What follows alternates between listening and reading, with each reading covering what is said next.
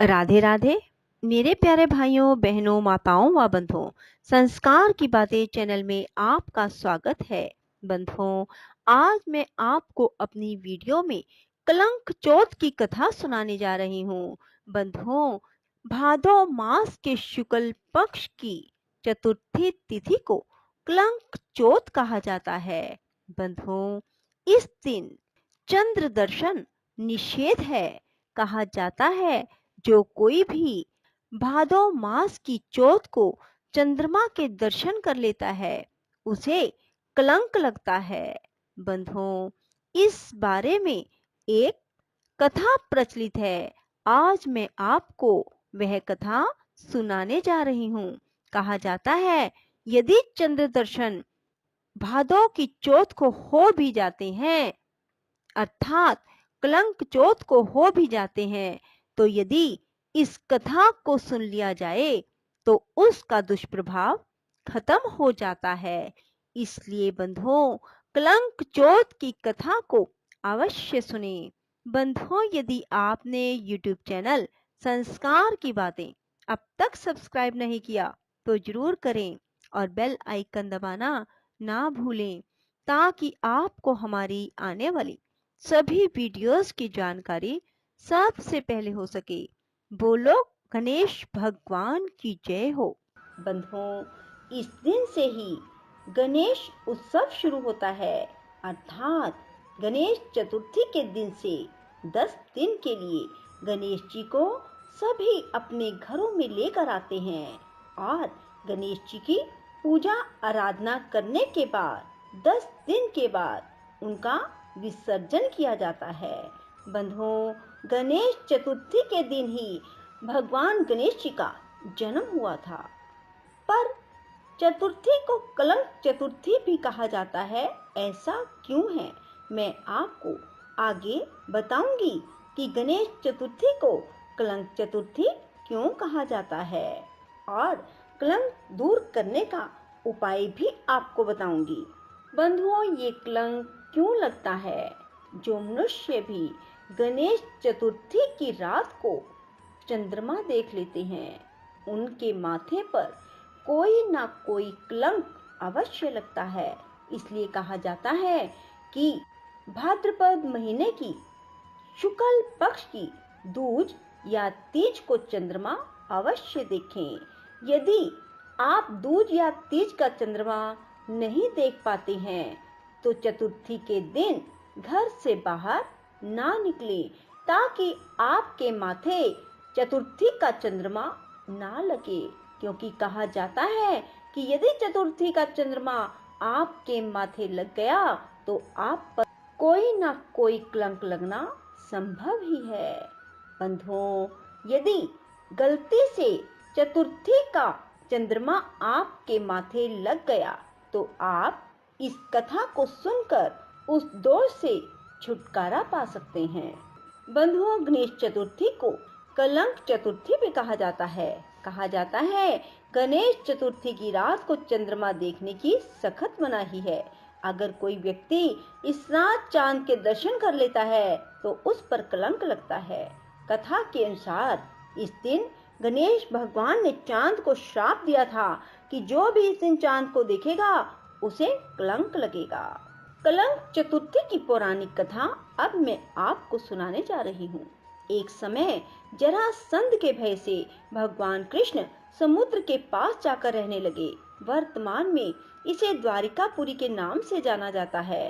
द्वारिकापुरी में निवास करने वाले सत्राजित यादव ने सूर्य की आराधना की और सूर्य भगवान ने उन्हें नित्य 8 भार सोना देने वाली स्यमंतक नामक मणि भेंट कर दी। यह जानकर भगवान श्री कृष्ण ने उससे मणि प्राप्त करने की कोशिश की, मगर सत्राजित ने वह मणि भगवान कृष्ण को नहीं दी, बल्कि अपने भाई प्रसेनजित को दे दी। एक दिन प्रसेनजित शिकार करने गया, वहां एक शेर ने उसे मार डाला और मणि छीन ली, मगर वह शेर भी मारा गया। रीछों का राजा जामवंत उस शेर को मारकर मणि लेकर चला गया। कई दिनों तक भाई के शिकार से ना लौटने पर सत्राजित ने सोचा जरूर मणि पाने के लिए कृष्ण ने उसका वध कर दिया होगा। बिना कुछ जाने हुए सत्यजित ने ऐलान कर दिया कि प्रसेनजित को मारकर श्री कृष्ण ने स्यमंतक मणि छीन ली है। इस बात से दुखी होकर खुद श्री कृष्ण ने कई दिनों तक अपने साथियों के साथ मणि की खोज की। तब उन्हें शेर को रीछ द्वारा मारने के चिन्ह मिले। निशान का पीछा करते हुए वे जामवंत की गुफा में पहुंचे और देखा कि जामवंत की पुत्री उस मणि से खेल रही है। इस दौरान श्री कृष्ण और जामवंत के बीच युद्ध छिड़ गया। गुफा के बाहर श्री कृष्ण के साथियों ने उनकी 7 दिनों तक प्रतीक्षा की, मगर उनके दोस्तों को लगा कि श्री कृष्ण का वध हो गया है। यह सोचकर वे वापस द्वारकापुरी चले गए। इन दोनों के बीच युद्ध 21 दिनों तक चला, लेकिन जामवंत श्री कृष्ण को नहीं हरा पाए। तब उसने सोचा, कहीं यह वो अवतार तो नहीं जिसके लिए मुझे रामचंद्र जी का वरदान मिला।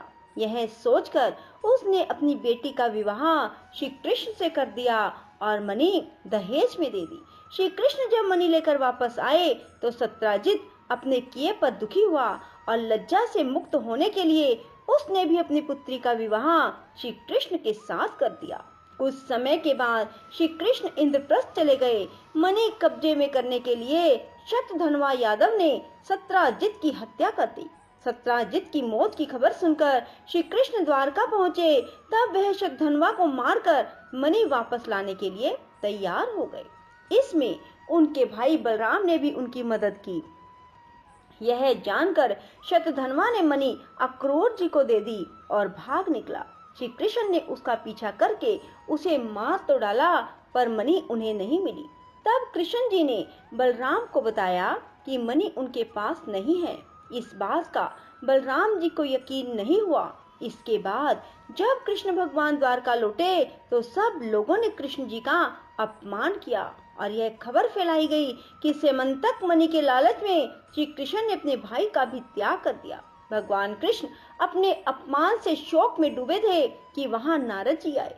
उन्होंने कृष्ण को बताया, आपने भाद्रपद शुक्ल चतुर्थी के दिन चंद्रमा के दर्शन किए थे, जिसके कारण आपको अपमानित होना पड़ रहा है। तब श्री कृष्ण ने पूछा, चौथ के चंद्रमा को देखकर कलंक क्यों लगता है? नारद जी ने जवाब दिया, एक बार ब्रह्मा जी ने चतुर्थी के दिन गणेश जी का व्रत किया था।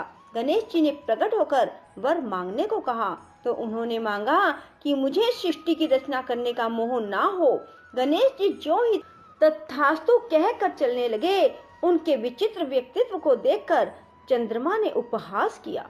इस पर गणेश जी ने गुस्सा होकर चंद्रमा को श्राप दिया कि आज से कोई तुम्हारा मुख नहीं देखना चाहेगा। श्राप देकर गणेश जी अपने लोक चले गए और चंद्रमा मान सरोवर की कुमुदनियों में छिप गए। उस समय चंद्रमा के बिना सबको कष्ट हुआ। उनके कष्ट को देखकर ब्रह्मा जी की आज्ञा से सारे देवताओं के प्रार्थना करने पर और व्रत करने से प्रसन्न होकर गणेश जी ने वरदान दिया, अब चंद्रमा शाप से मुक्त तो हो जाएगा, पर भाद्रपद शुक्ल चतुर्थी को जो भी चंद्रमा के दर्शन करेगा उसे चोरी आदि का झूठा इल्जाम झेलना पड़ेगा। लेकिन जो भी व्यक्ति प्रत्येक द्वितीया को दर्शन करता रहेगा वह इससे बच जाएगा। तब श्री कृष्ण ने कलंक से मुक्त होने के लिए गणेश चतुर्थी का व्रत किया। बोलो गणेश भगवान की जय। राधे राधे। जय श्री कृष्णा। बंधुओं, यदि आपको हमारी वीडियो पसंद आए तो इसे लाइक करें और शेयर भी जरूर करें। धन्यवाद।